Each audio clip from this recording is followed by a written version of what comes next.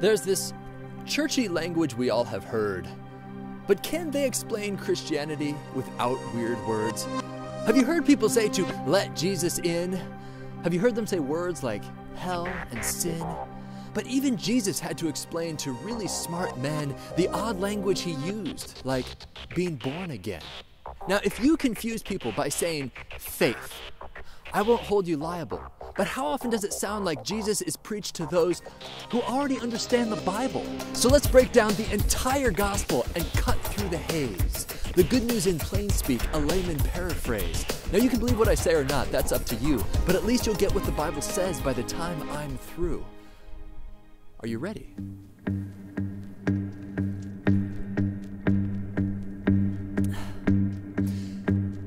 There was this God who sculpted the world, and it was spectacular. No evil, no death, perfect in our vernacular. God and man hung out in this perfect place.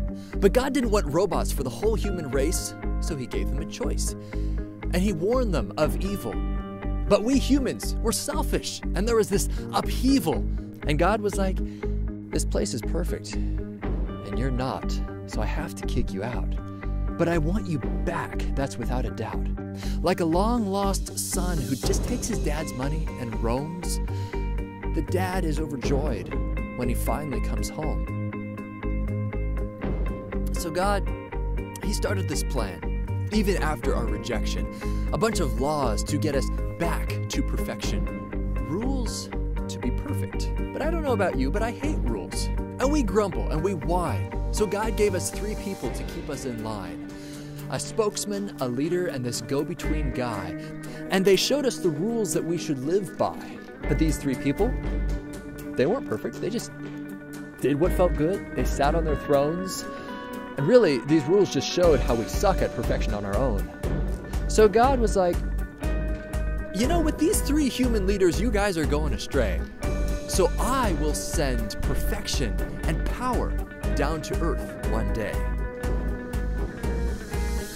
This guy will be 100% God and 100% man. Try to understand this if you think you can. His name will be Jesus. And he will live in his creation. And this God will put on flesh and he will enter human population. This guy was perfect. And he said, follow me, and here is why. Because I am your spokesman, I am your leader, and I am your go-between guy. Well, we don't like it when our authority's threatened. So we killed this God-man with nails as our weapons. And after 3 days rotting in a grave, hundreds saw him come back from the dead. They said to him, okay, we believe that you're God and we'll do what you said. We're sorry for being selfish. Will you forget the evil that we've done? And Jesus was like, I accept the apology, and the consequences for your actions are none. Wait, what? And Jesus said, standards are important, but they're summed up in me.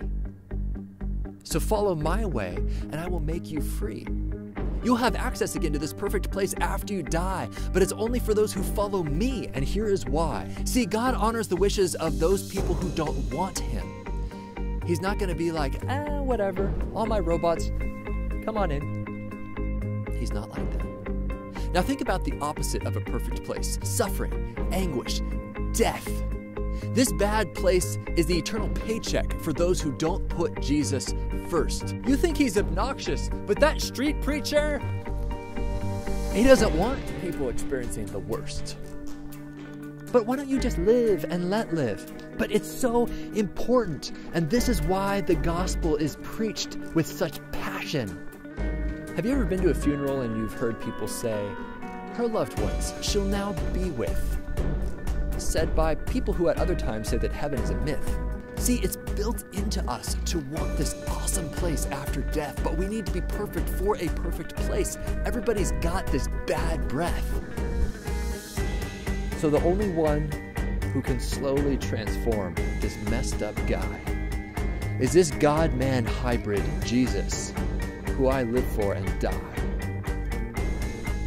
Simply put, if you tell people that Jesus is #1 in your life, and you believe that deep in your heart, When you die, you will go to that perfect place that God set up in the start.